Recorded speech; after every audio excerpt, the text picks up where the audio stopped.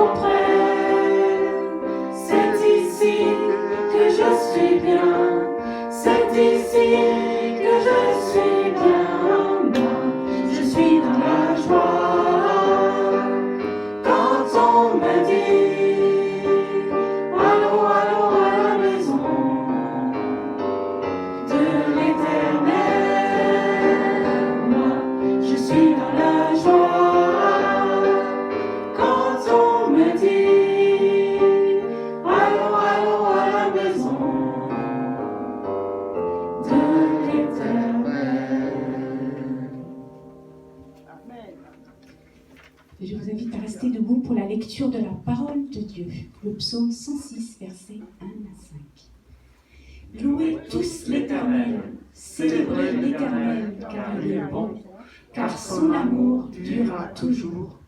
Qui saura publier toute sa gloire? Heureux tous ceux qui respectent le droit et qui font en tout temps ce qui est juste. Ne m'oublie pas, Éternel, toi qui es bienveillant envers ton peuple. Viens à mon aide pour me sauver. Fais-moi voir le bonheur de tes élus. Viens me réjouir de la joie de ton peuple pour que je puisse éclater en louange de concert avec ceux qui t'appartiennent. Louons notre Seigneur avec le chant suivant. Alléluia.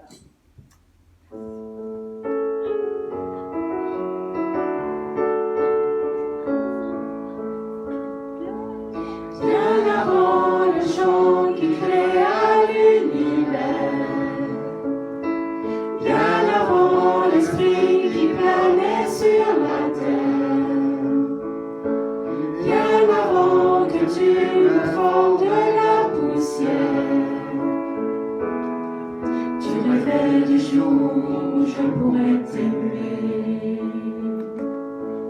Bien avant le premier battement de mon cœur,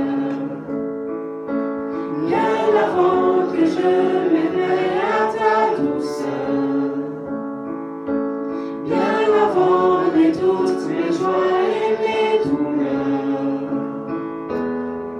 tu rêvais du jour où je pourrais t'aimer. Tu rêvais du jour où je pourrais t'aimer. Ah, ma Père, je suis à toi.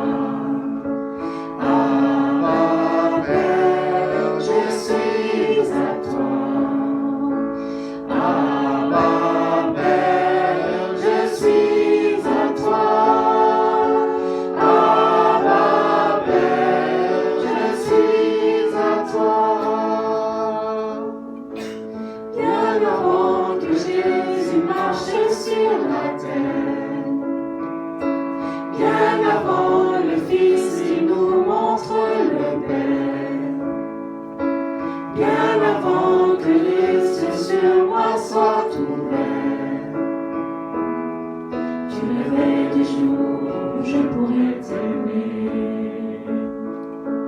Bien avant que mon péché brise ton cœur, bien avant que coule le sang et la sueur,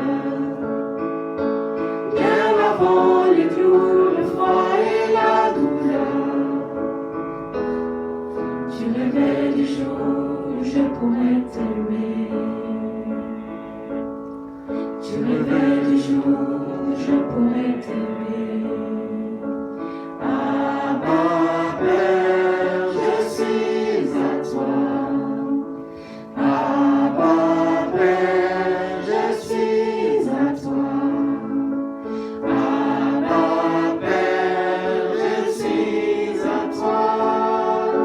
Abba Père, je suis à toi. Abba Père, je suis émerveillé, saisi par l'immensité de ton amour pour moi. Abba Père, si grande est ta tendresse, ton cœur est grand ouvert et je viens plonger dans tes bras. Abba Père, je suis émerveillé, saisi par l'immensité de ton amour pour moi. Abba Père, si grande est ta tendresse, ton cœur est grand ouvert et je viens plonger dans tes bras. Abba Père, je suis à toi. Abba Père, je suis à toi. Abba Père, je suis à toi. Abba Père, je suis à toi.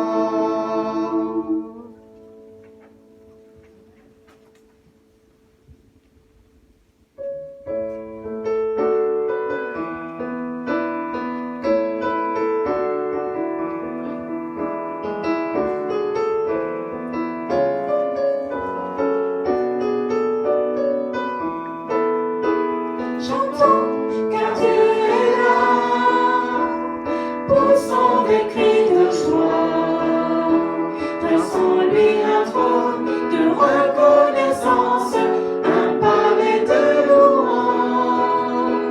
Chantons le roi des rois, son amour durera, et quand on le loue, sa gloire descend sur nous dans son temple ici-bas. Chantons car Dieu est là. Jésus demeure au milieu de son peuple quand il vient le louer. Jésus demeure au milieu de son peuple quand il vient l'adorer. Chantons car Dieu est là. Poussons des cris de joie, dressons-lui un trône de reconnaissance, un palais de louange. Chantons le roi des rois, son amour durera, et quand on le loue, sa gloire descend sur nous dans son temple ici-bas. Chantons car Dieu est là. Nous sommes tous assemblés pour l'adorer avec nos instruments, joyeux de ce que Dieu nous a sauvés. Faisons monter nos chants, chantons car Dieu est là. Poussons des cris de joie, dressons-lui un trône de reconnaissance, un palais de louange. Chantons le roi des rois, son amour durera, et quand on le loue, sa gloire descend sur nous dans son temple ici-bas. Chantons car Dieu est là.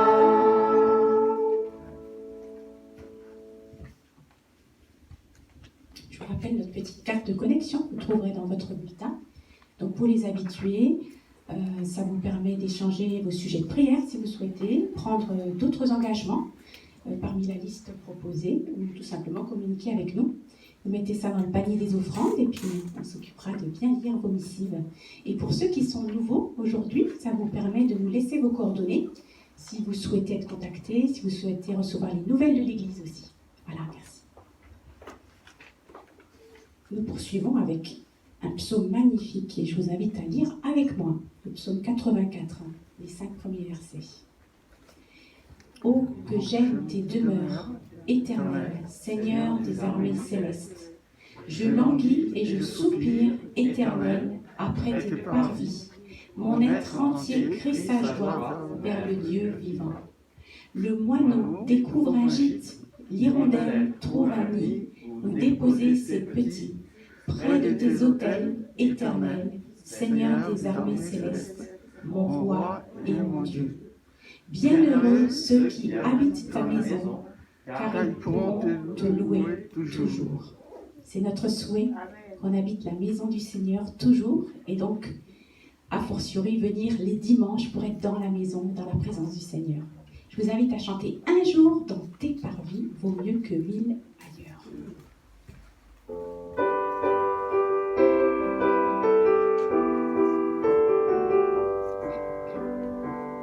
Un jour dans tes parvis, vaut mieux que 1000 ailleurs.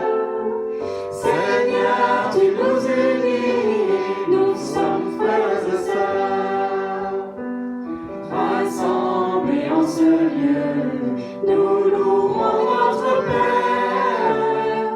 Voici l'Esprit de Dieu, nous sommes dans sa lumière. Un jour dans tes parvis, vaut mieux que 1000 ailleurs. Seigneur, tu nous unis, nous sommes frères et sœurs. Jésus est parmi nous, l'un prie et l'autre pleure. Son regard est si doux, sa joie remplit nos cœurs. Un jour dans tes parvis, vaut mieux que 1000 ailleurs. Seigneur, tu nous unis, nous sommes frères et sœurs. Bientôt nous partirons, nous serons réunis. Sans fin nous le verrons, nous louerons Jésus-Christ. Un jour dans tes parvis, vaut mieux que 1000 ailleurs. Seigneur, tu nous unis, nous sommes frères et sœurs. Le prochain chant, je vous invite à le chanter comme une prière, une prosternation devant notre Seigneur.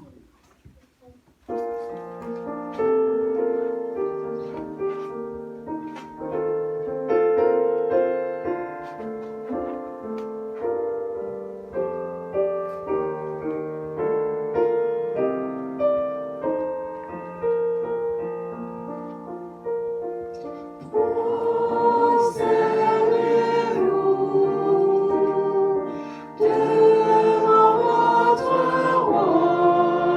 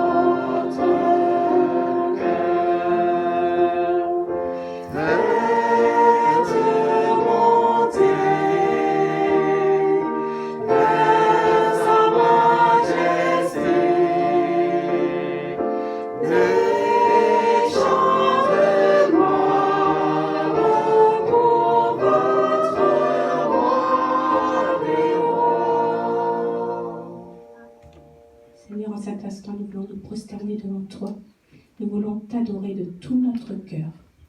Seigneur, que nos chants puissent monter vers toi, nos chants de louange puissent monter vers ta majesté, puissent, Seigneur, te glorifier, Seigneur, t'élever. Et Seigneur, nous voulons te remercier pour, Seigneur, ta présence dans nos vies, qui fait une immense différence. Merci pour ta bonté, ton amour inconditionnel, qui nous accompagne chaque jour. Seigneur, que tu aides-nous à te rester fidèles, à nous engager davantage toujours avec toi. Et Seigneur, nous te remercions pour ces moments d'adoration. Amen. Nous allons passer aux offrandes, qui sont aussi la continuité de notre adoration. Et je vous rappelle le fameux verset en Malachie 3,10, que nous connaissons bien, et que si nous voulons le vivre, nous allons expérimenter des choses formidables avec notre Seigneur. Apportez vos dîmes dans leur totalité dans le trésor du temple, pour qu'il y ait des vivres dans ma demeure. De cette façon-là, mettez-moi à l'épreuve, déclare l'Éternel, le Seigneur des armées célestes.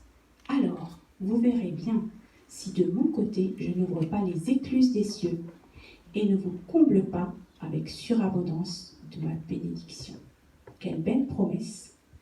Est-ce que vous l'avez testé? Est-ce que vous avez mis à l'épreuve le Seigneur dans ce domaine? Je vous encourage, parce que le Seigneur il fait toujours ce qu'il a promis. Il va toujours pourvoir, il ne nous laissera jamais. Et en plus, il dit, je vais m'occuper de tous vos soucis, de vos finances, de tout ce dont vous avez besoin. Ne vous en occupez pas, je m'en occuperai. Mettez-moi en premier et moi je m'occupe du reste. C'est super, c'est la paix, ça fait du bien, donc je vous encourage.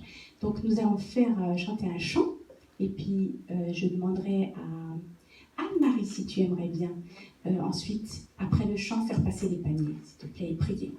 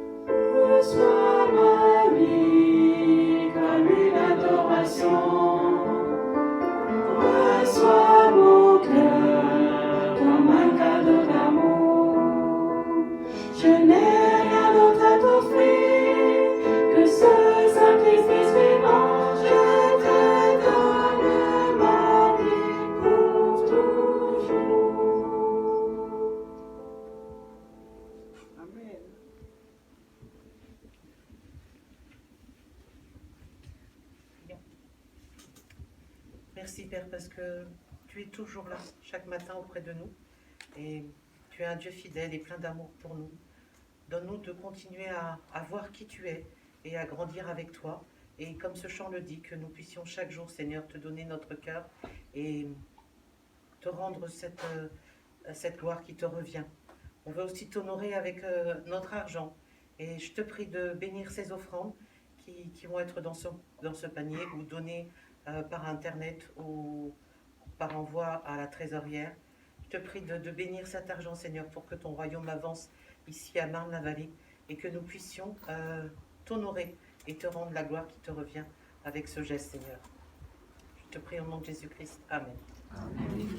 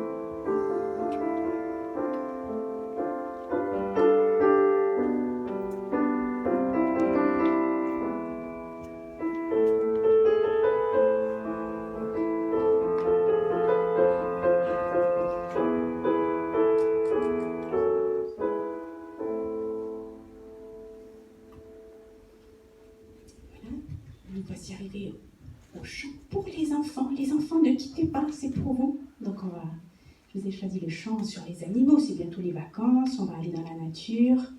Donc les enfants, vous allez vous mettre à la place de chaque animal qui loue le Seigneur. En fait, les animaux louent le Seigneur aussi. Et donc il y a des petits gestes, alors je ne sais pas si Anne-Laure, tu pourrais nous faire les gestes, ou essayer plus ou moins ou pas. Ou les enfants, si vous avez envie. En tout cas, vous savez déjà lire, donc vous voyez les animaux.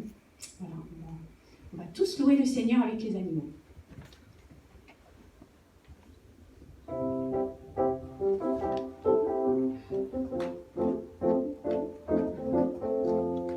Si j'étais un papillon, avec mes ailes je louerais ton nom. Et si j'étais un oiseau migrateur, je chanterais ta gloire, Seigneur.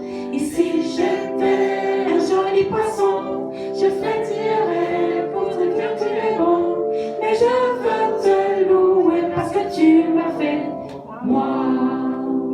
Tu m'as donné un cœur, le bonheur et la joie. Tu m'as donné Jésus et il vit en moi. Oh, je veux te louer parce que tu m'as fait, moi. Si j'étais un éléphant, ma trompe bénirait l'Éternel. Et si j'étais un kangourou, je sauterais jusqu'au ciel. Et si j'étais un ouistiti, je serais content d'être si joli. Mais je veux te louer parce que tu m'as fait, moi. Tu m'as donné un cœur, le bonheur et la joie. Tu m'as donné Jésus et il vit en moi. Oh, je veux te louer parce que tu m'as fait, moi. Si j'étais un petit ver, je me tortillerais dans la terre. Et si j'étais un caïman, je sourirais de toutes mes dents. Et si j'étais un gros ours velu, je dirais merci pour mon chaud perdu. Mais je veux te louer parce que tu m'as fait, moi. Tu m'as donné un cœur, le bonheur et la joie. Tu m'as donné Jésus et il vit en moi. Oh, je veux te louer parce que tu m'as fait, moi.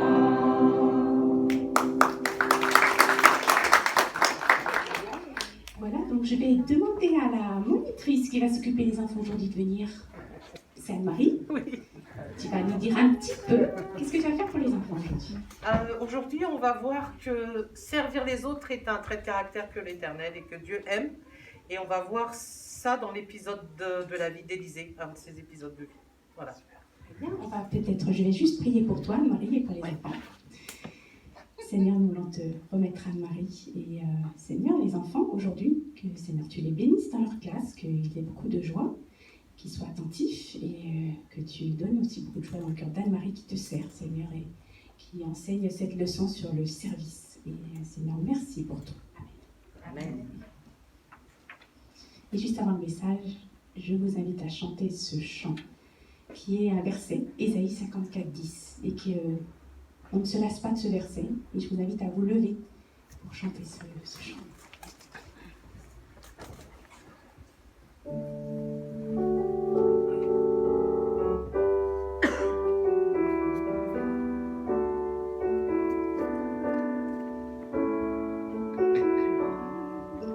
Quand les montagnes s'éloigneraient, quand les collines chancelleraient,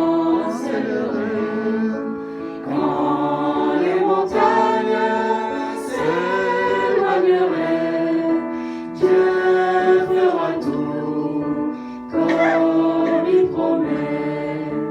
Mon amour, oui mon amour, ne s'éloignera point de toi. Mon amour, oui mon amour, ne s'éloignera point de toi. Quand les montagnes s'éloigneraient, quand les collines chancelleraient, quand les montagnes s'éloigneraient, Dieu fera tout comme il promet.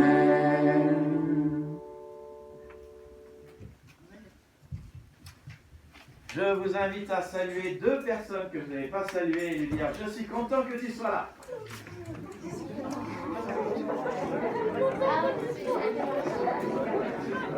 Non, il n'y a pas de masque. Je suis contente que tu sois là.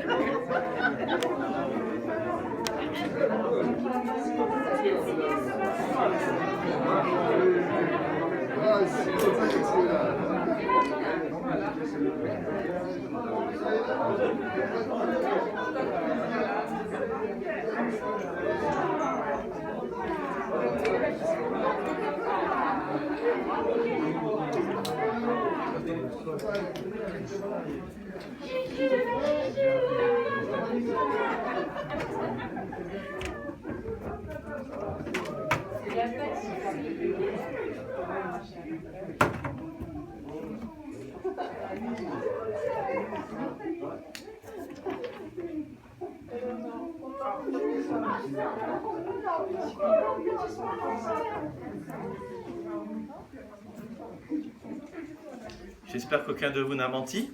Et que vous êtes vraiment content que l'autre soit là. Je crois que ce que vous avez dit, ce serait peut-être une parole prophétique. Le Seigneur est content que vous soyez là. Le Seigneur nous accueille dans sa présence. Et il nous aime et il veut avoir cette communion avec nous. Je vais vous inviter dans le bulletin à prendre les notes du message. L'importance d'adorer le vrai Dieu et ce que cela changera dans votre vie. Au fond de chaque humain, vous trouverez un désir d'être en communion avec de l'infiniment beau, de l'infiniment grand, de l'infiniment éternel. Nous avons été faits pour adorer. Nous avons été faits pour être en contact avec quelque chose qui est plus grand, plus beau, plus éternel que nous-mêmes. Et si vous n'adorez pas Dieu, vous trouverez quelqu'un ou quelque chose d'autre à adorer dans votre vie. Dans le monde entier, dans chaque culture, les gens adorent Dieu. Ils l'adorent de différentes manières, avec des styles différents, pas toujours les mêmes croyances, mais ils adorent. Et dans le monde, vous trouverez 600 millions de bouddhistes, 800 millions d'hindous, 1,4 milliard de musulmans, 15 millions de juifs et 2,2 milliards de chrétiens. Tous confondus.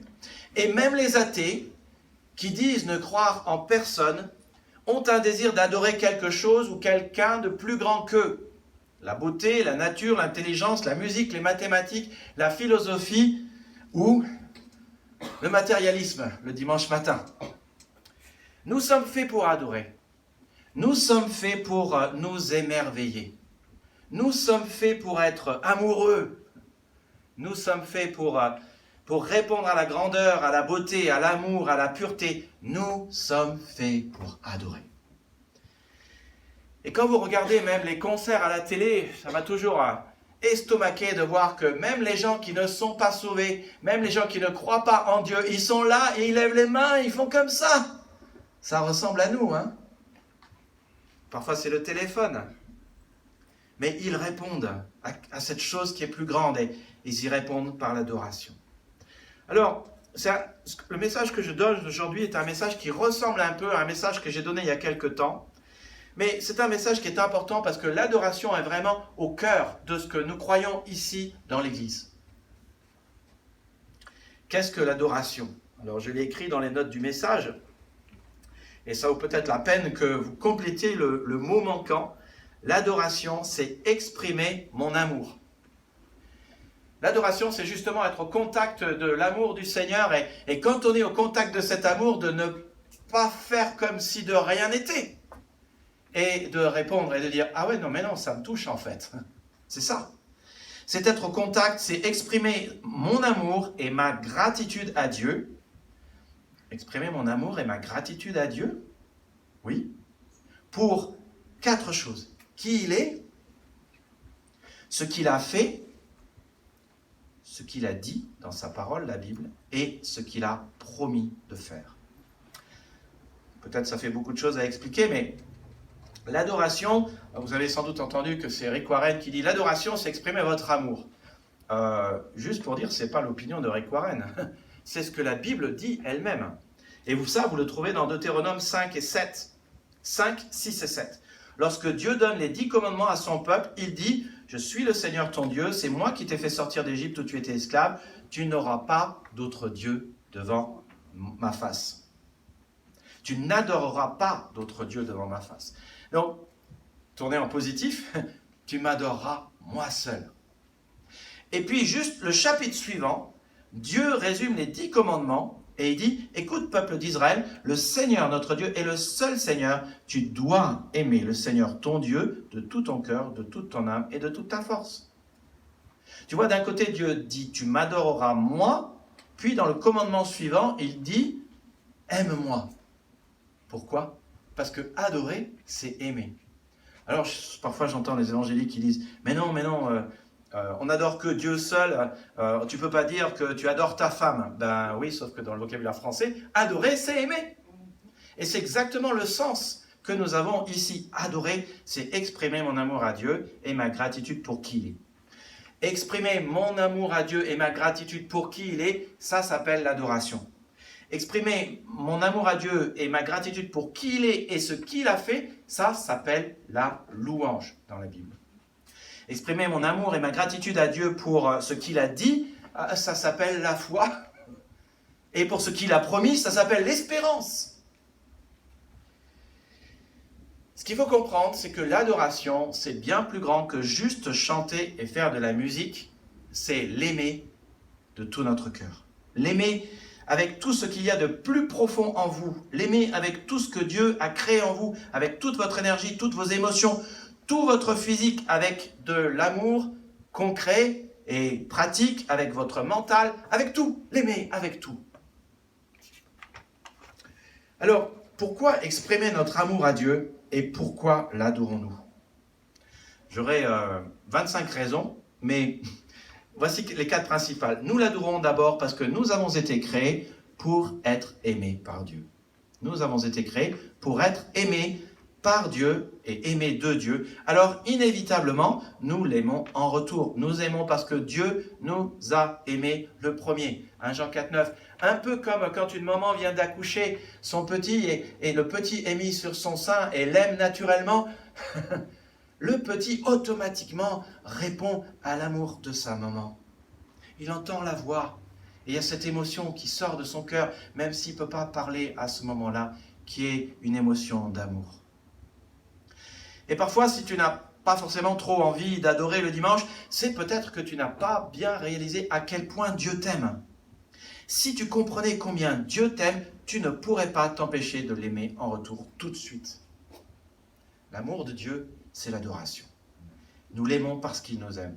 Et la seule raison pour laquelle il y a de l'amour ici-bas sur cette terre, c'est parce que Dieu a été l'initiateur de l'amour et il nous a aimés le premier. Et après, les hommes ont continué à répondre à cet amour. La Bible nous dit que Dieu est amour et que nous sommes l'objet de son amour. Éphésiens 1, 4, 5 dit « Avant la fondation du monde, Dieu nous avait déjà choisis pour être siens par le Christ, afin que nous soyons saints et sans défaut à ses yeux. Dans son amour, Dieu avait décidé par avance qu'il ferait de nous ses enfants par Jésus-Christ. » Mais note bien, entoure ce mot, dans son amour, Dieu avait décidé par avance qu'il ferait de nous ses enfants par Jésus-Christ. Et note et souligne dans ce verset qu'avant la création du monde, Dieu t'avait déjà choisi, Dieu t'avait déjà aimé. Et ensuite, il a fait le monde selon son plan pour que tu puisses naître et être aimé par lui et devenir son enfant. C'est ce que ce verset dit. Une deuxième raison pour laquelle nous l'adorons parce que tout vient de Dieu. Tu regardes autour de toi, l'air, ton corps, l'eau, le soleil, la nourriture que tu manges, tout vient de Dieu. Et non seulement Dieu t'a créé, mais il a créé toutes choses autour de toi pour permettre ta vie. Dans 1 Chronique 29, 14, David, le roi David, a fait la plus grande offrande qui ait jamais existé. Je suis jaloux quand je dis ça. Plus de 300 millions d'euros récoltés pour la construction du temple. Ce sera bien pour notre église, hein? Il dit, clairement, « Je ne suis rien, mon peuple n'est rien.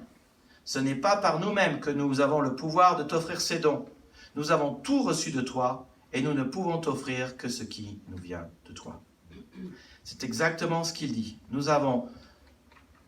Dieu a tout donné autour de nous et finalement ce que nous lui retournons, c'est une partie de ce qu'il nous a donné. Il dit clairement, tout l'or et tout l'argent m'appartient. Et Dieu peut faire ce qu'il veut avec notre or et notre argent, ou avec l'air que nous respirons, le soleil, notre nourriture, notre famille, tout ce qui est autour de nous. Dieu peut faire ce qu'il veut avec cela. Et justement, nous reconnaissons qu'il est souverain et qu'il peut faire tout ce qu'il veut avec tout ce qu'il nous a donné et lui retourner une partie de ce qu'il nous a donné.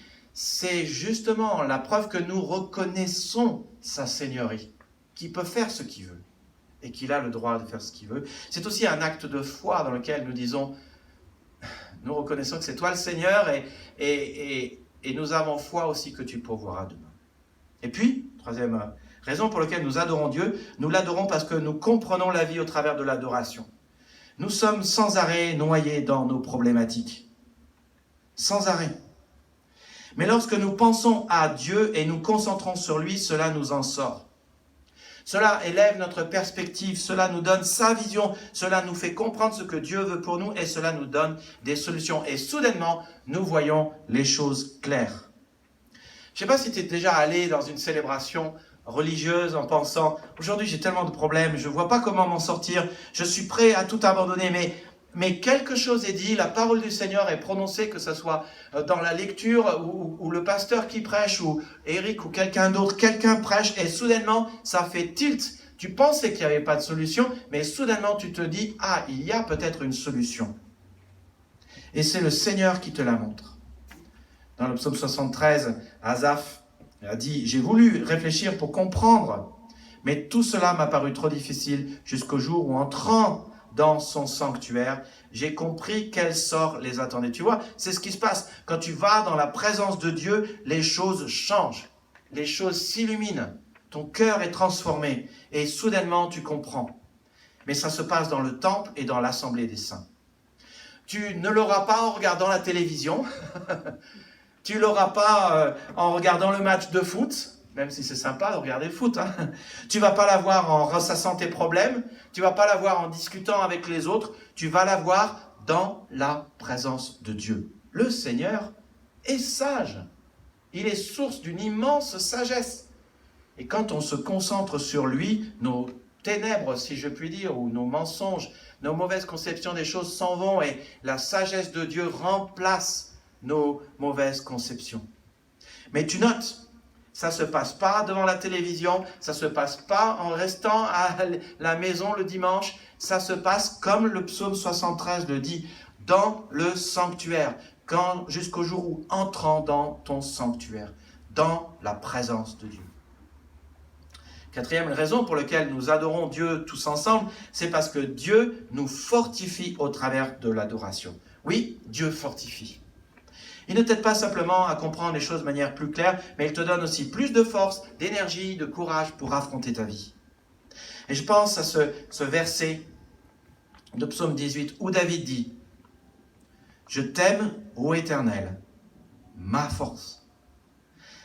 L'Éternel est ma forteresse, mon rocher, mon libérateur. Il est mon Dieu, le roc solide où je me réfugie. » Et je ne sais pas, tout à l'heure je me posais la question, mais rien que de lire ces versets, qu'est-ce que tu ressens au fond de toi? Moi, tout à l'heure, je lisais ces versets et je me disais, « Ah, Seigneur, ça me fait du bien. » Simple fait de lire « Je t'aime, ô Éternel, ma force », ça me donne de la force. Ça me fait du bien. Quand je lis « L'Éternel est ma forteresse », ça, je me dis « Ah, il est mon refuge, en lui je suis en sécurité. » Et n'oublie jamais, les psaumes sont des prières d'adoration.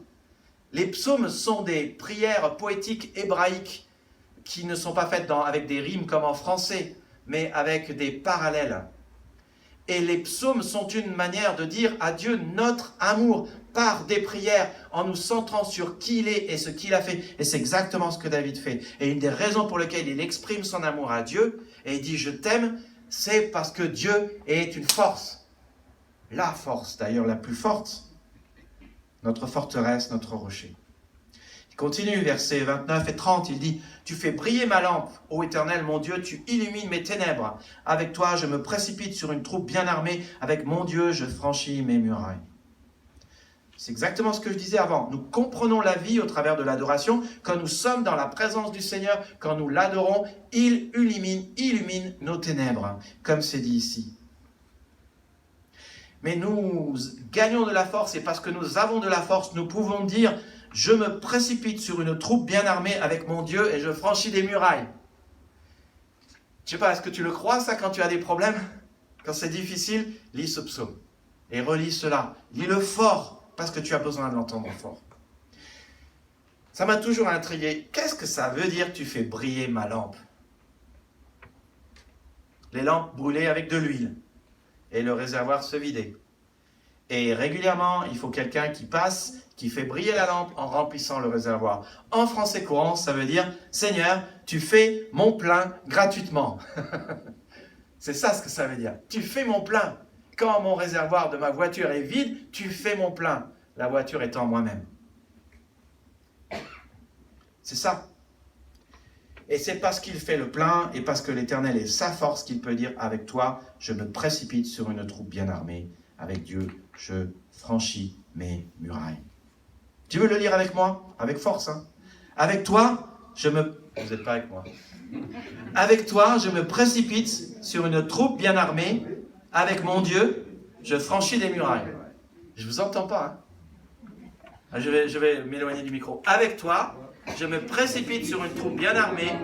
Avec mon Dieu, je franchis les murailles. C'est mieux, merci. Alors maintenant, quelle sorte d'adoration est-ce que Dieu aime? Quel genre d'adoration Dieu adore-t-il? Comment notre adoration peut-elle lui être agréable? Bonne question. Je ne sais pas, est-ce que c'est une question d'être catholique, protestant, musulman? Bonne question, il faut la poser. La parole de Dieu dit clairement, il y a une bonne manière d'adorer Dieu et une mauvaise manière d'adorer Dieu. Et tu ne veux certainement pas adorer Dieu de la mauvaise manière. Mais comment l'adorer de la bonne manière? C'est juste l'adorer de tout mon cœur. Tout mon cœur. Alors, en soi, ça peut paraître relativement simple, banal, mais l'adorer de tout ton cœur, c'est l'inverse d'une adoration avec un cœur partagé. C'est l'inverse d'une adoration avec un cœur absent. C'est l'inverse d'un cœur avec des doutes. C'est l'inverse que lire le verset pas trop fort. C'est l'inverse d'une adoration manquant de sincérité. Et notez, hélas, que souvent dans les églises chrétiennes, et je ne suis pas là pour jeter la pierre sur qui que ce soit, mais souvent la tradition fait qu'on apprend des choses par cœur. Mais vous savez, la tragédie des choses qu'on apprend par cœur, c'est qu'on ne les dit pas avec notre cœur. C'est la tragédie de ces choses-là. C'est terrible, si terrible, mais si vrai. Dieu aime l'adoration passionnée, l'adoration du cœur. Dieu aime quand tu lui dis que tu l'aimes et que tu lui dises de tout ton cœur. Il aime quand tu es reconnaissant pour ce qu'il a fait, comme un père, et aime quand ses enfants lui disent « Merci papa ». Savais-tu que quand tu adores Dieu de tout ton corps, de tout ton cœur, Dieu te bénit d'une bénédiction que tu n'aurais pas autrement. Et sais-tu qu'il y a une bénédiction associée à de l'adoration de tout son cœur? Est-ce que tu le sais? Bien, c'est le verset justement qui est sur le bulletin cette semaine, ici. Le roi Ézéchias, nous lisons à son sujet dans 2 Chroniques 31, 21. Dans toutes les œuvres qu'Ézéchias entreprit pour le service de la maison de Dieu, pour la loi et pour les commandements, il agit en cherchant son Dieu de tout son cœur. Et voilà la bénédiction. Et il réussit. Tu vois, les œuvres qu'il fit pour le temple de Dieu, il les fit en cherchant Dieu de tout son cœur. Et note ce résultat, il réussit. Ce qui veut dire que son règne était un succès, son règne était prospère, il était prospère, tout allait bien et même super bien. Double bénédiction. Il était prospère et il réussissait, et son royaume était prospère et réussissait. Pourquoi? Parce qu'il cherchait Dieu et il adorait Dieu de tout son cœur. Il y mettait tout. Dieu n'aime pas l'adoration nonchalante, l'adoration en retard, l'adoration avec un cœur partagé, l'adoration avec les doutes, l'adoration sans cœur, l'adoration avec la bouche mais pas le cœur, l'adoration hypocrite. Et il le dit parfois, et c'est arrivé à son peuple, autrefois dans Ésaïe 29, 13, et parlant de son peuple, il dit « Mon peuple n'est pas proche de moi, il est proche de moi qu'en parole. C'est du bout des lèvres qu'il m'honore, mais de cœur, il est loin de moi. Le respect qu'il dit avoir pour moi n'est qu'une tradition humaine et une leçon apprise. » Et peut-être tu as déjà été dans un culte où l'on récite par cœur telle prière, où il y a une liturgie, une tradition, mais dans les faits, personne ne lit, personne ne chante, personne ne se lève, personne n'est à l'heure. Les gens disent adorer Dieu. Oui, oh oui, ils disent connaître la parole de Dieu. Ils disent connaître notre Père et ils récitent le Notre Père par cœur. Mais les cœurs ne sont pas là. Les cœurs ne sont pas avec Dieu et ça se voit. Et ça s'entend. Et Dieu répond et dit, t'embête pas. C'est pas le genre d'adoration que j'aime. Moi, je veux une relation de cœur, une relation personnelle. J'ai envoyé mon Fils Jésus-Christ en personne, Dieu en personne sur cette terre pour avoir une relation personnelle avec toi. Et j'ai manifesté mon amour à la croix par la personne de mon Fils Jésus-Christ qui est mort pour toi, pour payer tes péchés, pour que tu puisses aller au ciel gratuitement. Je veux une relation personnelle de cœur avec toi. J'ai donné ce que j'ai de plus cher. Mais toi, quand tu viens le dimanche, tu es en retard. Tu chantes les mains dans les poches. Parfois, je chante les mains dans les poches et je me dis... Toi, quand tu viens dimanche, et on peut finir la phrase, parce que ça nous reprend, moi, ça me reprend aussi. Je pense à Jésus qui a dit ce fameux verset dans Jean 4, 23. L'heure vient, et elle est déjà venue, où les vrais adorateurs adoreront le Père en esprit et en vérité, car ce sont là les adorateurs que le Père demande. Alors, je traduis en français courant. L'heure vient, et elle est déjà venue, où les vrais adorateurs exprimeront leur amour au Père en esprit et en vérité, car ce sont là les adorateurs, les gens qui expriment leur amour que le Père demande. Et les vrais adorateurs, il faut se poser la question, qu'est-ce qu'est un vrai adorateur? Alors on connaît ce verset par cœur, oui, mais ça veut dire quoi? Adorer Dieu en esprit et en vérité. Parce qu'on se pose rarement la question, et peut-être que quand on adore le Seigneur dit ouais, non, mais bon, en fait, ton cœur n'est pas là, et moi, j'ai pas trop de temps, je préférerais que tu me laisses tranquille. Mais il faut que nous nous posions la question. Et il faut que tu te poses la question si tu veux réussir dans ta vie. Si tu veux réussir dans ta vie comme Ézéchias, il faut que tu adores le Seigneur de tout ton cœur. Et de le faire en esprit et en vérité, à moins que tu ne souhaites ne pas réussir. Je dis cela, mais certains qui font partie de notre congrégation, parfois ne sont juste pas là. Et dans pas mal d'églises chrétiennes, protestantes, catholiques, c'est pas la question. Mais quand il s'agit d'adorer le Seigneur, on pense que l'on peut adorer le Seigneur une fois par mois, une fois tous les 3 mois. Je pense à ce psaume que Priscille a volontairement bien choisi tout à l'heure, qui nous parle du cœur d'un adorateur, psaume 84, où il est dit « Seigneur de l'univers, combien j'aime ta maison !» Et certains d'entre nous se disent « Ouais, j'aime ta maison, mais j'y vais une fois par mois. C'est bien suffisant, Seigneur. » Qu'est-ce que ça veut dire d'adorer Dieu en esprit et en vérité? Le mot esprit veut dire souffle. Et donc ça veut dire d'adorer Dieu avec tout ton souffle, toute la vie qui est au fond de toi. C'est aussi simple que ça. Et adorer Dieu en vérité, c'est l'adorer de manière authentique, vraie, honnête, sincère, sans hypocrisie, sincère, sans cire. C'est ça ce que ça veut dire, sincère. Sans cire, sans hypocrisie. On voit tout de manière authentique, sans rien cacher. Et l'idée revient donc d'adorer Dieu de tout son cœur dans ces deux notions. Quand tu adores Dieu en vérité, tu l'adores sans hypocrisie. Et quand tu l'adores de manière avec tout ton souffle, tu l'adores avec tout ton cœur. Et quand on adore le Seigneur avec tout son cœur, on le fait sans hypocrisie. Pour Dieu, la forme n'est pas tellement importante. Dans certaines églises, on danse, dans d'autres, on frappe des mains, et dans d'autres, on se dandine. Et alors? Ce qui compte, c'est d'exprimer son amour au Seigneur. C'est tout. Et c'est ce que Dieu dit. Je veux dire une chose, et je l'ai déjà dit, et pardon si je vous choque, je le dis aussi pour ceux qui sont en vidéo, mais quand vous regardez les cultes en vidéo, par YouTube ou autre, et avec le confinement, il y a un grand problème qui s'est posé. Parce que des millions de chrétiens se sont mis à adorer, entre guillemets, Dieu en vidéo. Et notre église n'est pas la plus malheureuse. Je discutais avec des pasteurs, j'étais en pastoral jeudi soir, et j'étais là avec d'autres pasteurs de toute l'Europe. Je pense à un pasteur qui était là, qui disait, mais je lui ai reposé la question, alors lui il parlait anglais, mais alors j'avais du mal à comprendre son anglais. Et je lui ai dit, mais vous étiez combien avant le confinement? On était 300. Je dis, vous êtes combien maintenant? 40. Je dis, waouh. Et là, il y a des questions à se poser.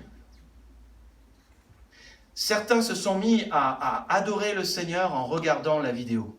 Bon, et la vidéo, c'est quand même mieux que rien, hein? On est bien d'accord. Si on est tous confinés, ça aide bien. Mais pardon si je vous choque, mais je le redis, je l'ai déjà dit et je le redis, regardez l'adoration, regardez un culte, ça n'est pas adorer Dieu. Désolé. Pourquoi? Déjà,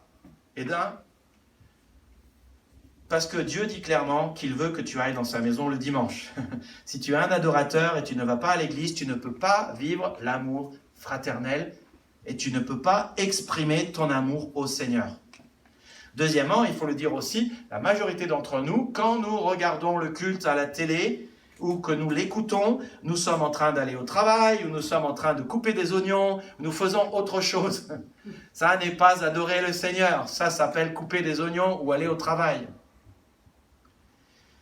Quand tu fais une chose de tout ton cœur, tu ne la fais pas en coupant des oignons. C'est le fameux truc de la femme qui parle à son mari et le mari qui pense à autre chose ou qui fait autre chose en même temps. et qui lui dit « Tu m'écoutes ?» Il dit « Oui, oui, je t'écoute. » « Tu m'écoutes ?»« Oui, oui, je t'écoute. » Je me souviens, dans mon enfance, papa était arrivé du travail, il se mettait dans son fauteuil, il sortait le journal, il lisait le journal. Et j'étais là et je disais « Papa ?» Et il dit « Oui, quoi ?» Je dis « Je te parle. » Il me dit « Oui, oui, je t'entends. » Et je lui dis « Qu'est-ce que j'ai dit ?» Et là, il me regarde et me dit « Tu peux répéter ?» Et c'est souvent ce qui se passe dans l'adoration. En fait, on adore le Seigneur, mais en regardant une vidéo ou en l'écoutant, et en fait, on est en train de couper des oignons. Mais attends, si tu fais les choses de tout ton cœur, tu es là vraiment. Et donc, c'est pas simplement en regardant une vidéo. Et puis, et c'est la troisième raison, l'adoration, exprimer ton amour à Dieu et ta gratitude pour qui il est, ce qu'il a fait, ce qu'il a dit, ce qu'il a promis, cela s'exprime par la louange. Et louer Dieu, yada dans l'hébreu, veut dire publiquement qui est Dieu et ce qu'il a fait. Alors comment peux-tu dire publiquement qui est Dieu et ce qu'il a fait si tu restes à la maison et tu es avec aucun public? Ça n'a pas de sens. Tu as besoin d'être dans un lieu d'adoration, dans la maison du Seigneur. Sa présence, la Bible dit, se trouve là où les autres croyants se trouvent. Et tu as besoin d'exprimer ton amour de tout ton cœur. Alors bien sûr, toute la question se pose, comment adorer Dieu? Et je veux donner ici quelques idées. Ce n'est pas une liste exhaustive, mais j'aimerais vraiment que tu puisses grandir en tant qu'adorateur et que tu sois un adorateur que Dieu adore, au sens aimé.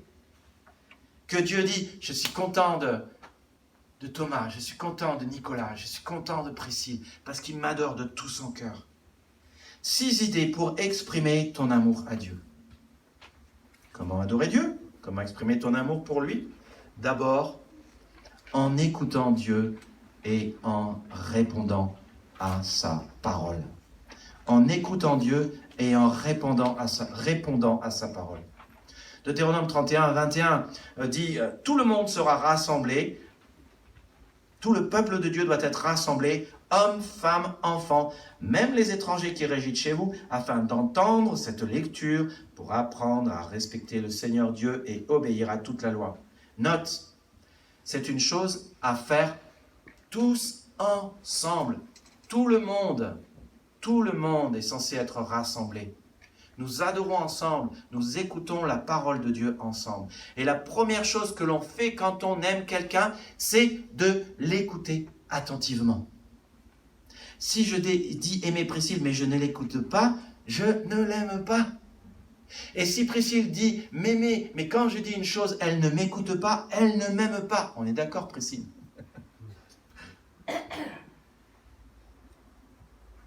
Si je t'aime, je t'écoute. Et l'inverse, si tu m'aimes, tu m'écoutes. À l'inverse, si quand je te dis une chose et tu ne m'écoutes pas, c'est que tu ne m'aimes pas. L'écoute est la preuve de l'amour. C'est pour cela que le psaume 85, 8 dit « J'écouterai ce que dit Dieu, l'Éternel, car il parle de paix à son peuple et à ses fidèles, pourvu qu'il ne retombe pas dans la folie. » J'écouterai ce que dit Dieu. Parce que ce que Dieu me dit, en fait, en plus, Dieu, en plus, ses paroles font du bien, ses paroles apportent la paix, ses paroles aident, ses paroles m'aident à comprendre ma situation, ses paroles me fortifient, sa parole me fait du bien. Alors, pourquoi m'en priver? Il m'aime, pourquoi me priver de son amour? Hébreux 12, 1 dit, et je répète ce verset qui est important, c'est pourquoi nous devons d'autant plus nous attacher aux choses que nous avons entendues, de peur que nous soyons emportés loin d'elle. C'est pour cela que lorsque nous écoutons la parole de Dieu, je vous recommande vivement de prendre des notes. Parce que s'attacher à la parole de Dieu, qui nous aime, c'est lui manifester notre amour. Je l'ai déjà dit, je le redis, 95% de ce que je dis aujourd'hui, vous l'aurez oublié dans 3 jours. 95%, vous l'aurez oublié dans 3 jours. Je peux mettre une semaine à préparer mon message et faire le meilleur message qui soit.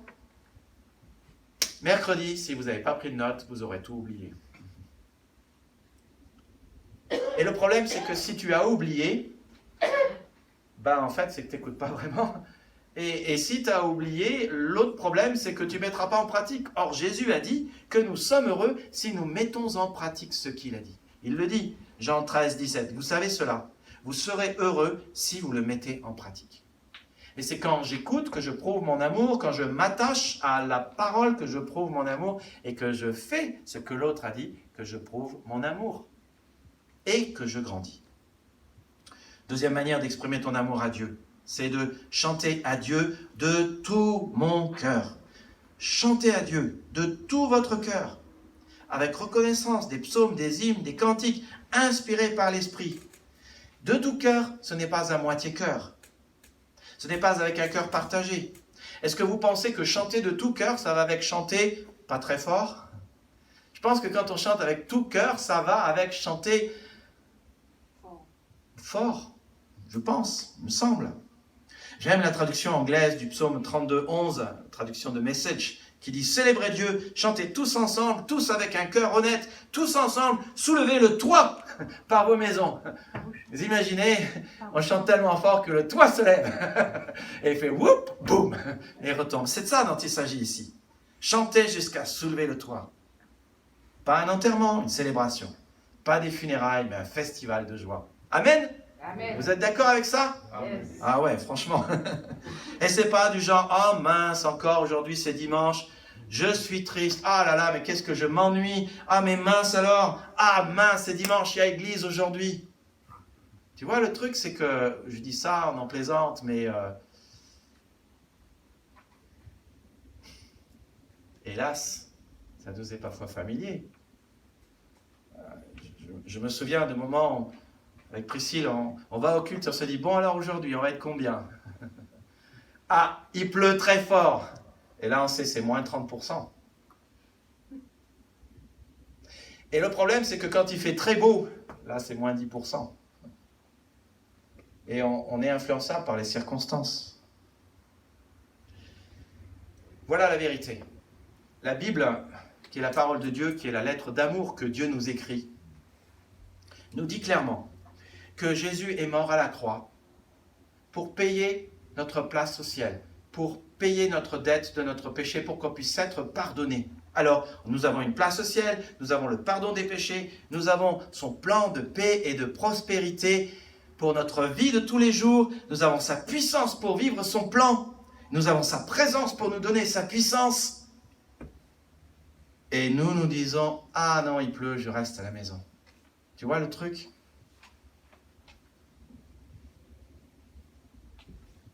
La question c'est, est-ce que nous voulons répondre à l'amour de Dieu exprimé par cette place au ciel, le pardon des péchés, son plan de paix, sa puissance et sa présence en disant « Ouais, non, aujourd'hui j'ai pas trop envie » ou est-ce que nous voulons y répondre avec entrain et dire « Ah ouais Seigneur, je suis pardonné de tous mes péchés et donc je vais bien et je veux te donner une partie de mon amour en retour aujourd'hui. » Certains psychothérapeutes chrétiens, quand ils font face à un chrétien dépressif, posent cette unique question.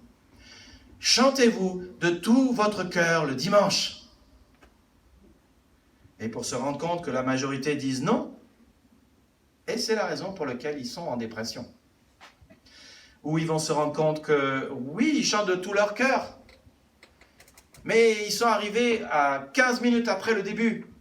Sauf que la louange de Xwanan, j'ai chronométré, j'ai vu la vidéo tout à l'heure, la louange de Xwanan, dimanche dernier, faisait 22 minutes, je crois. Tu vois le problème? Comment est-ce que tu peux chanter toute la louange de tout ton cœur si tu arrives 15 minutes en retard? Ça, c'est aimer de tout son cœur. Tu as besoin pour ton équilibre émotionnel et spirituel de chanter de tout ton cœur. Alors je sais que certains d'entre nous sont un peu des prisonniers de prison. Ils chantent avec une barre, avec des barres au-dessous. Ils n'ont pas la bonne clé pour chanter. Et tu sais quoi? Une des choses que la Bible nous dit clairement, c'est pas grave, tu chantes faux, vas-y chante. Parce que quand tu chantes, tu commences à utiliser ta voix, et quand tu commences à utiliser ta voix, tu vas t'améliorer. Je pense au psaume 100, verset 2, qui parle de pousser des cris de joie. Tu sais pousser un cri de joie? Voilà, c'est ça. Pour certains, c'est celui-là, pour d'autres, c'est un autre. Mais ce qui compte, c'est de participer. Comme dans les Jeux Olympiques, ce qui compte, c'est de participer. Alors, je sais que certains arrivent en retard. Je sais bien sûr que ce n'est pas intentionnel. Je sais que, bon, c'est parfois quand même une habitude. Mais vous commettez une belle erreur. Vous vous privez du meilleur. Et pour votre santé spirituelle, Faites-le de tout cœur pour votre santé émotionnelle. Vous avez besoin de mettre l'adoration et la louange au centre de votre vie et de mettre, non pas vos actions, non pas de mettre votre devoir, mais de mettre le Seigneur au centre de votre vie qui a tout fait et qui vous aime et qui est suffisant. Je l'ai lu hier au baptême. En Christ, vous avez tout pleinement. C'est suffisant. Il n'y a pas besoin d'autre chose. Et Christ est notre réjouissance. Et le culte, nous ne rendons pas un culte pour plaire à Dieu. Nous rendons un culte parce que Christ a plu à Dieu à la croix et a satisfait et nous a donné sa justice. Et à ses yeux, aux yeux du Père, nous avons été pardonnés, lavés, justifiés. Nous sommes déjà justes. Sommes déjà justes. Amen, John? Amen. Troisième manière d'adorer Dieu. En parlant ensemble à Dieu par nos prières. Parlant ensemble à Dieu par nos prières. Alors bien sûr, tu peux prier Dieu tout seul, à tout moment, mais il y a une puissance supplémentaire quand nous prions les uns pour les autres. Si deux d'entre vous sur la terre s'accordent pour demander quoi que ce soit dans la prière, mon Père qui est dans les lieux célestes le leur donnera. C'est pour cela qu'en Acte 14, tous ensemble, ceux qui croyaient en Jésus, les disciples, se réunissaient régulièrement pour prier. Jacques parle de l'importance de la prière et de la puissance de la prière. Notez cela. Priez les uns pour les autres afin que vous soyez guéris. Vous voyez la puissance que la prière peut avoir? Ça peut même déplacer une montagne. Jésus le dit. Si vous priez cela, vous verrez même des montagnes se déplacer. Et c'est pour ça qu'il faut prier pour un bâtiment, les amis. Prions pour 2 millions, qu'on ait assez pour faire une belle salle, avec tout ce qu'il faut, pour que les jeunes puissent avoir leur salle, pour que les enfants puissent avoir leur salle, pour qu'on puisse avoir un baptistère qui ne fuit pas, pitié hier. Et donc, à ce sujet, féliciter Clausel et féliciter Fernando qui se sont fait baptiser hier. Mais Jésus a dit, croyez que vous l'aurez et il vous sera fait selon votre foi. Et une chose que j'ai dû apprendre dans mes relations aussi, que ce soit dans mes amitiés ou mon mariage, c'est que si tu veux construire ta relation avec les gens qui t'aiment, il faut leur parler. Tu vois, si je suis ici toute la journée et que je travaille et j'ai aucun échange avec Priscille et qu'elle n'a aucun échange avec moi, en fin de journée, on va devoir rattraper les choses, mais il faut qu'on se parle. Et c'est pareil avec ton épouse, avec tes enfants. C'est vraiment le fait d'écouter et parler qui sont une preuve de l'amour. Et la prière est donc une preuve d'amour, un acte d'adoration. Donc prie dans ton petit groupe, prie dans l'étude biblique, prie sans cesse, prie cet été.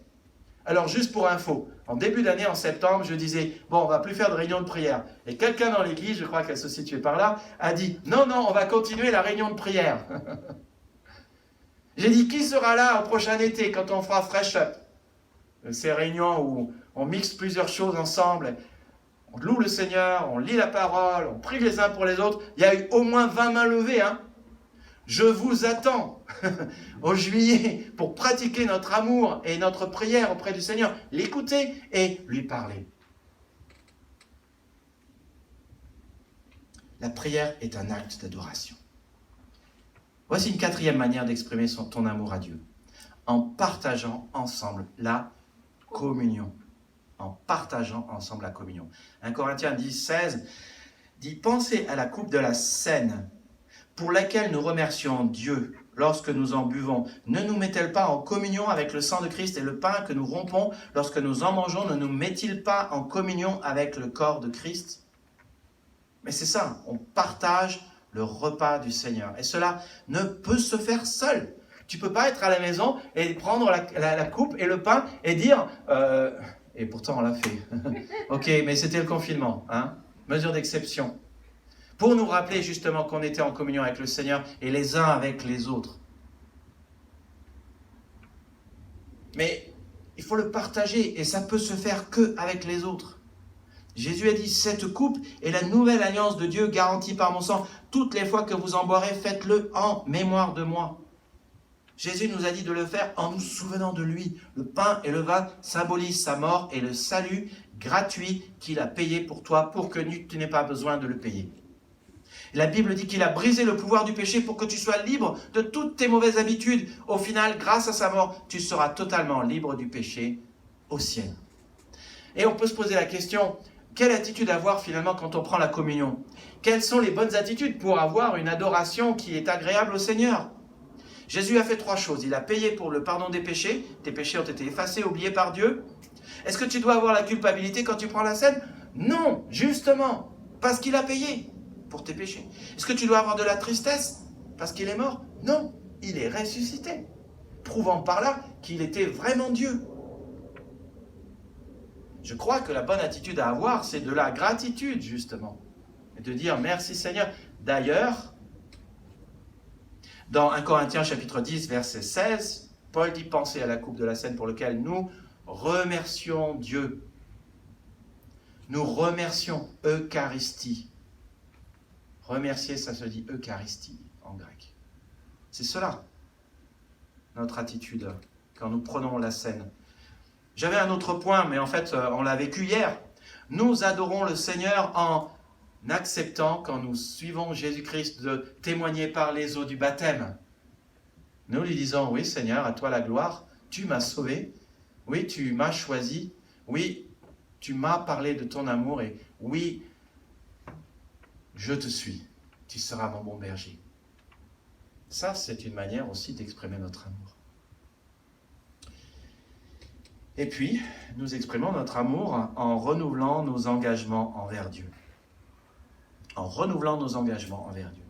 Romains 12, 1 dit « Puisque Dieu a ainsi manifesté sa bonté pour nous, je vous exhorte à vous offrir vous-même en sacrifice vivant, réservé à Dieu et qui lui est agréable. C'est là le véritable culte que vous lui devez. C'est là la véritable adoration que vous lui devez. » Alors, Paul, quand il écrit dans ses épîtres, il a toujours tendance à... Il fait d'abord une section doctrine et après une section application. Et Romains chapitre 12, c'est la fin de la partie doctrine et le début de la partie application. Et pendant les 12 premiers chapitres, il a montré que le salaire du péché, c'est la mort et on est tous pécheurs. Mais le don gratuit de Dieu, c'est la vie éternelle. Et c'est ce dont il est en train de parler ici. Dieu a ainsi manifesté sa bonté pour nous. Là, Louis II dit, Dieu a manifesté sa miséricorde ou sa compassion. La miséricorde, la compassion de Dieu, c'est quand Dieu ne nous donne pas ce que nous méritons. Qu'est-ce que nous méritons? La Bible dit, le salaire du péché, c'est la mort. Comme tu roules à 170 sur autoroute, tu es flashé, tu mérites une contravention, il faut payer. C'est pareil. Dieu ne nous donne pas ce que nous méritons. Et la grâce, Fernando, la grâce, c'est quoi? C'est Dieu nous donne ce que nous ne méritons pas. C'est une faveur imméritée. C'est justement l'inverse. Et en parlant de Dieu qui a manifesté sa bonté, sa compassion pour nous, il est en train de parler de ce salut gratuit dont je vous parle. Que nous pouvons être sûrs d'aller au ciel. Sûrs que nos péchés sont pardonnés. Et que nous pouvons être reconnaissants parce que Dieu ne nous a pas donné ce que nous méritons. Combien je suis reconnaissant de cela, que Dieu ne me donne pas ce que je mérite. Combien je suis reconnaissant pour la grâce, pour les bonnes choses qu'il me donne en plus alors que je ne les mérite pas. Et c'est parce que je suis reconnaissant, dit Paul, que nous devrions donc offrir nos vies en sacrifice. Mais voilà le problème. Nous devrions offrir nos vies comme un sacrifice vivant. Alors lisez-le, parfois les gens lisent ça et disent « Vraiment, je dois me mettre sur l'autel et prendre un couteau ?» et non, c'est pas de ça dont il s'agit. C'est de se faire une offrande, de s'offrir à Dieu. C'est ça le sens, de s'offrir à Dieu. Et le but aussi, c'est de rester vivant. Mais tu connais le problème avec les offrandes vivantes et les sacrifices vivants? C'est que le dimanche, nous disons « Seigneur, je te donne ma vie, je te donne mon temps, je te donne mon argent, je te donne mon énergie, je te donne ma famille, je te donne mon futur, je te donne ma réputation. » Et le lundi, nous avons déjà repris ce que nous avons mis sur l'autel. C'est ça le problème. Si tu mets un animal vivant sur l'autel de Dieu, le problème c'est que l'animal, il reste pas sur l'autel. Tu vois, mais c'est ça aussi. C'est nous nous offrons à Dieu et puis après nous reprenons. Le dimanche, nous chantons Dieu a une armée qui se lève pour lui obéir. Et samedi, quand on va faire de l'évangélisation, on est 3. Tu vois le truc? Et la question c'est, on s'offre vraiment à Dieu? Le truc à comprendre, c'est que tu sauras et tu deviendras ce pourquoi tu t'engages. Et c'est pour ça qu'il faut féliciter nos amis. Ils ont pris la bonne décision. Tes décisions détermineront ta destinée et tes engagements détermineront le caractère que tu auras. Mais chacune de ces choses, tes décisions et tes engagements sont des actions d'adoration. Et c'est pour ça que chez nous, nous avons la carte de connexion. La carte de connexion n'est pas simplement faite pour connecter, mais aussi pour que vous puissiez prendre des bonnes décisions et adorer Dieu en prenant des engagements. Et je veux renouveler mon invitation à ce que vous preniez ces engagements. Vous avez besoin de faire partie du peuple de Dieu, de l'Église. Vous avez besoin de grandir de manière à ce que les problèmes se résolvent. Et Jésus nous promet cette croissance spirituelle et aussi psychologique. Mon souci constant, c'est de vous aider à avancer dans votre relation avec Dieu. Mais ça ne peut se faire que si vous prenez des engagements. Et si vous cochez les bonnes cases.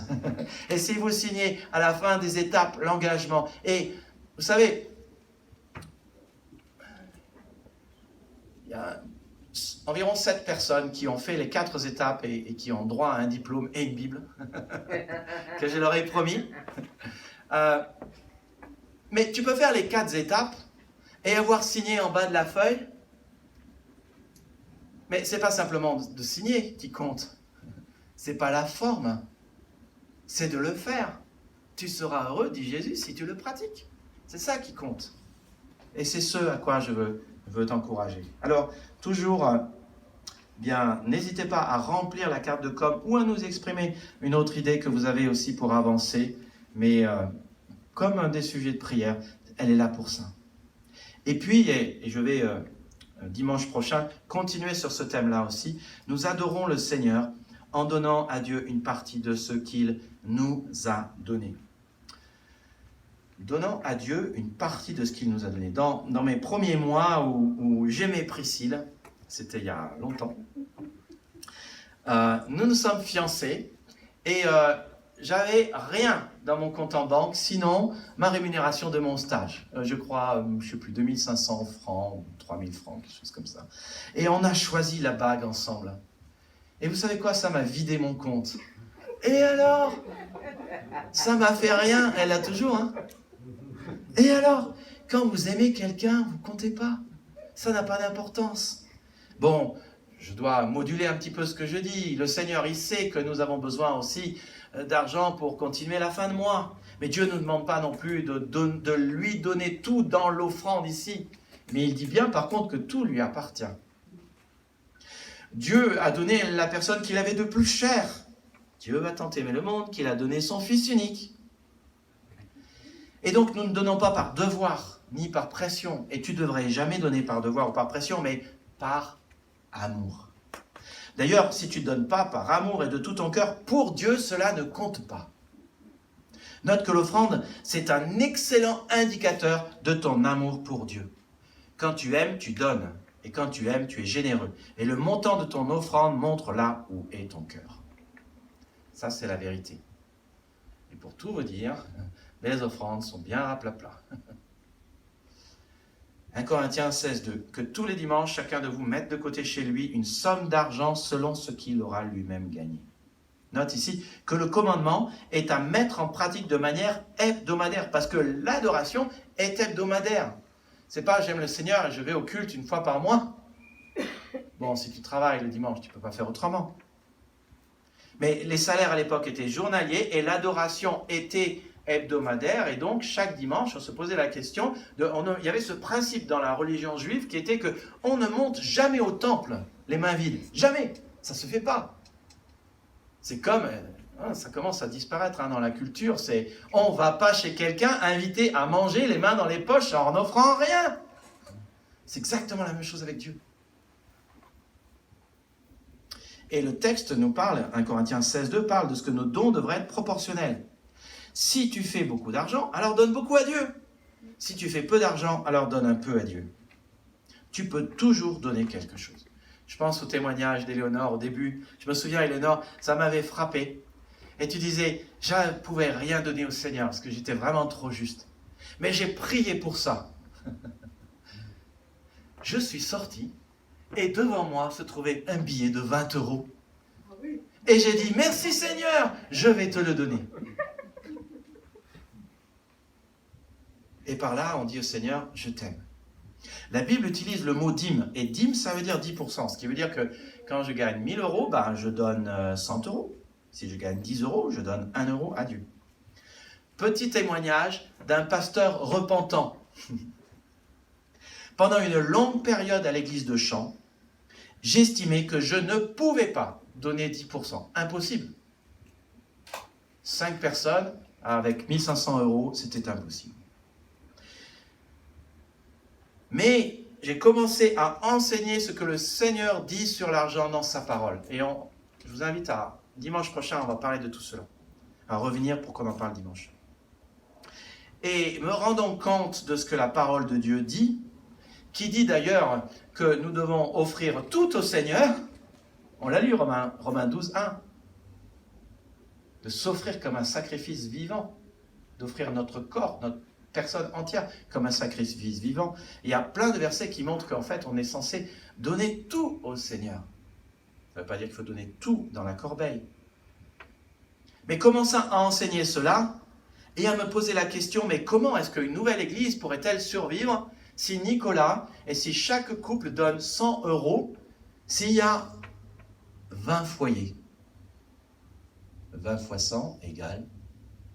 Et mes amis, si les églises évangéliques en France n'ont pas plus de puissance, c'est tout simplement parce que nous estimons que nous ne pouvons pas donner. Mais je me suis rendu compte qu'en fait, le problème de fond, c'était peut-être que moi, je devais vivre la dîme. Et donc, j'ai commencé à me souvenir d'un temps où nous gagnions 10% de plus que le SMIC, et nous étions 2, et nous donnions la dîme, 10%, et à l'époque, le SMIC, c'était 5000 francs. Hein. Donc, on dira, grosso modo, 1200 euros aujourd'hui. J'étais à 20% au-dessus du SMIC.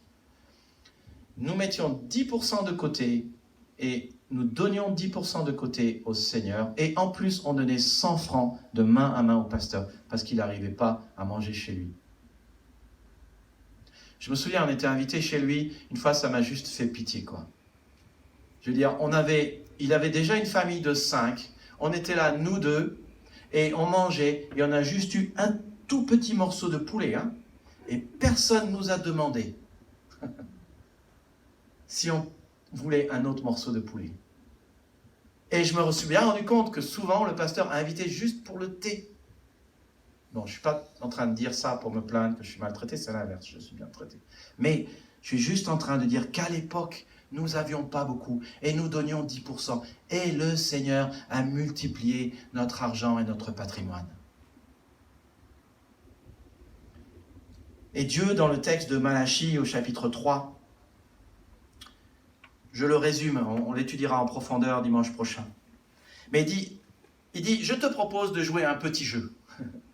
Alors, je t'explique. Moi, je possède tout l'or et tout l'argent. Je t'en donne, tu m'en retournes une partie. Et chaque fois que tu m'en retournes une partie, je t'en donne encore plus. Et plus des bénédictions. Ce n'est pas forcément que matériel. Et en plus des bénédictions. Et il dit, mettez-moi à l'épreuve. Et le truc, c'est, et devine qui va gagner, dit Dieu. C'est moi qui ai tout l'or et tout l'argent. Devine qui va gagner. Devine qui va en donner plus. Et chaque fois, Dieu, il en donne plus. Mais ça, c'est une expression de notre amour. Et on ne peut pas aimer sans donner.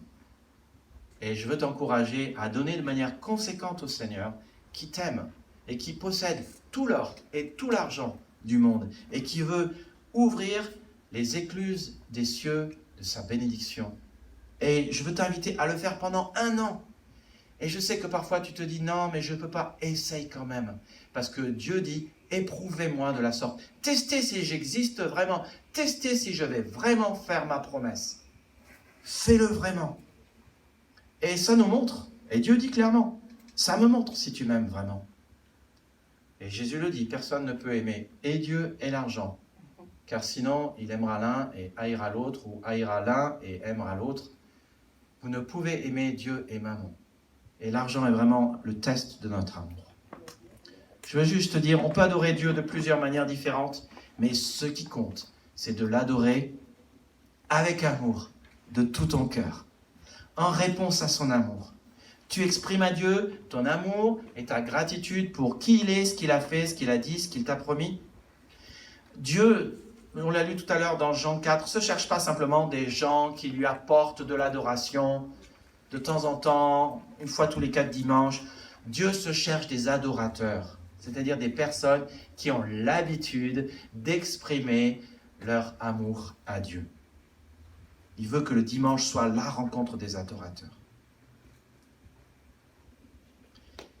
Et la raison pour laquelle il nous invite dans cette relation d'amour,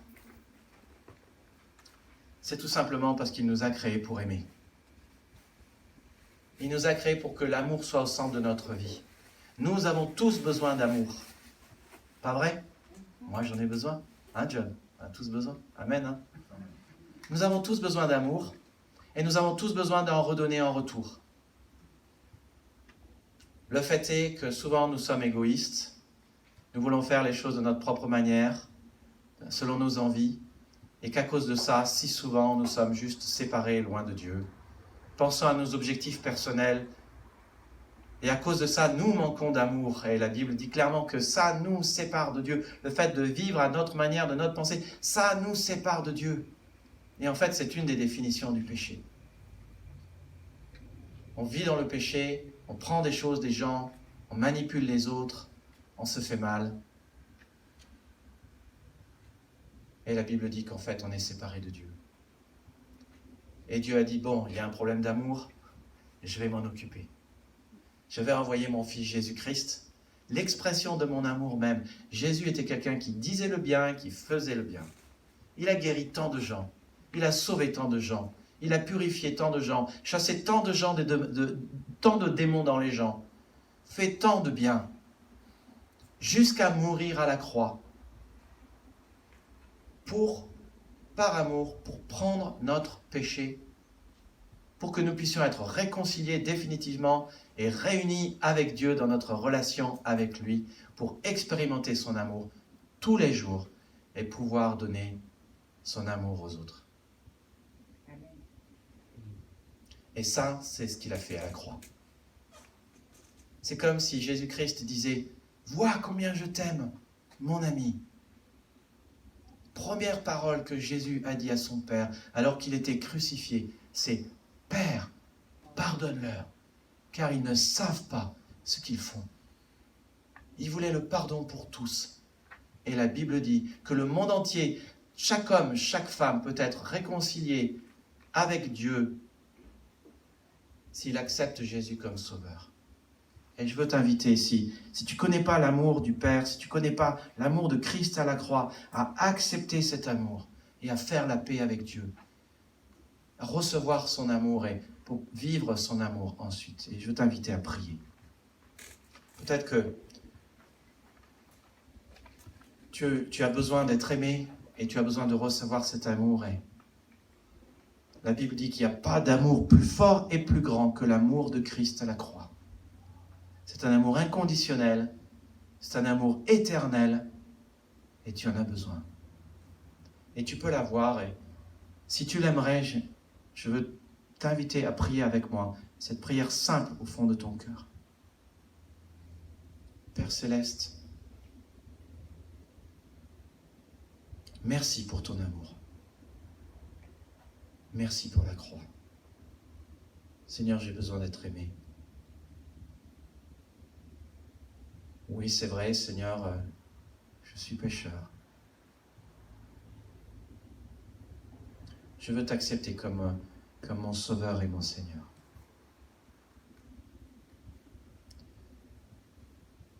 Je veux croire en toi.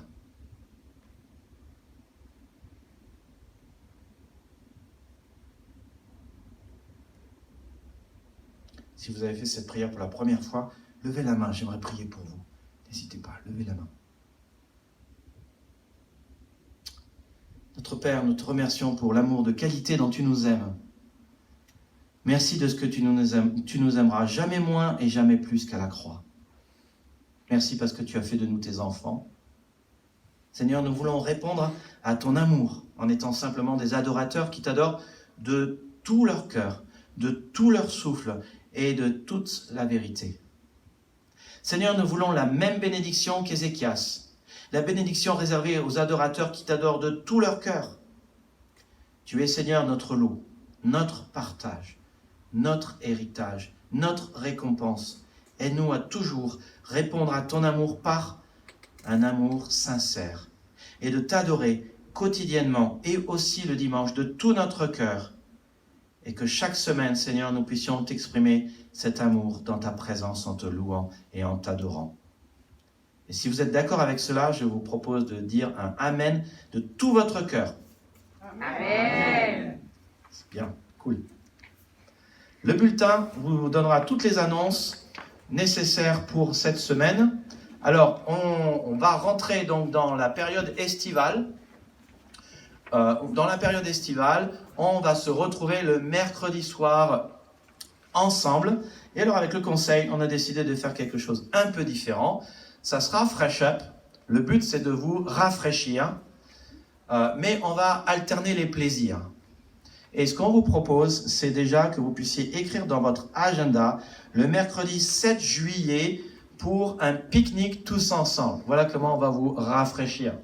Alors, Swanan me faisait remarquer que oui. Non, en fait, on va se réunir à l'étang à côté du RER de Logne, qui est, je crois, l'étang des Ibis.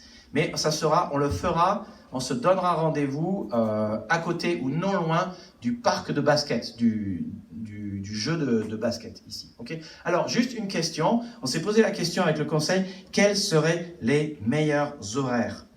Est-ce qu'il y a quelqu'un qui a l'intention de venir? Bon, on sera au moins 5, 6, 7, c'est bien. Alors maintenant, la question c'est, quels seraient les meilleurs horaires? Qui est-ce qui viendrait à 19h30? 19h30, c'est un Camille, ok. Bon, nous, on est toujours dispo. Qui est-ce qui viendrait à 20h? Tout à l'heure, il y a 9 mains qui se sont levées, et là, j'ai 7 mains qui se sont levées. Donc, en fait, il y a 7 mains qui ont dit « je viens », mais quand je vous dis quel horaire, vous ne levez pas la main. Donc, qui est-ce qui vient à 20h? John, tu viendras à quelle heure, toi? 19h30 ou 20h? Alors, ok, je recommence. Qui viendra à 19h30? D'accord. Qui viendra à 20h? Ok. Alors, ce qu'on fait, c'est 19h30, et puis tu nous rejoins, et vous pouvez toujours nous rejoindre en cours de route. Si ça va pour toi, Camille? 19h30? Oui. Ok. Très bien. Je vous invite à vous lever pour un dernier chant. Je vous invite à reprendre le chant « Un jour dans tes parvis ».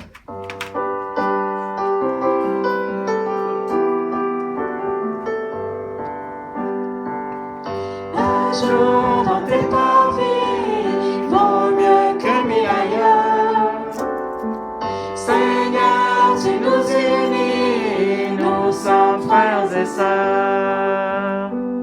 Rassemblés en ce lieu, nous louons notre Père. Voici l'Esprit de Dieu, nous sommes dans sa lumière. Un jour dans tes parvis vaut mieux que 1000 ailleurs. Seigneur, tu nous unis, nous sommes frères et sœurs. Jésus est parmi nous, l'un prie et l'autre pleure. Son regard est si doux, sa joie remplit nos cœurs. Un jour dans tes parvis vaut mieux que 1000 ailleurs. Seigneur, tu nous unis, nous sommes frères et sœurs. Bientôt nous partirons, nous serons réunis. Sans fin nous le verrons, nous louerons Jésus-Christ. Un jour dans tes parvis vaut mieux que 1000 ailleurs. Seigneur, tu nous unis, nous sommes frères et sœurs. Bonne fin de dimanche à chacun et bonne semaine.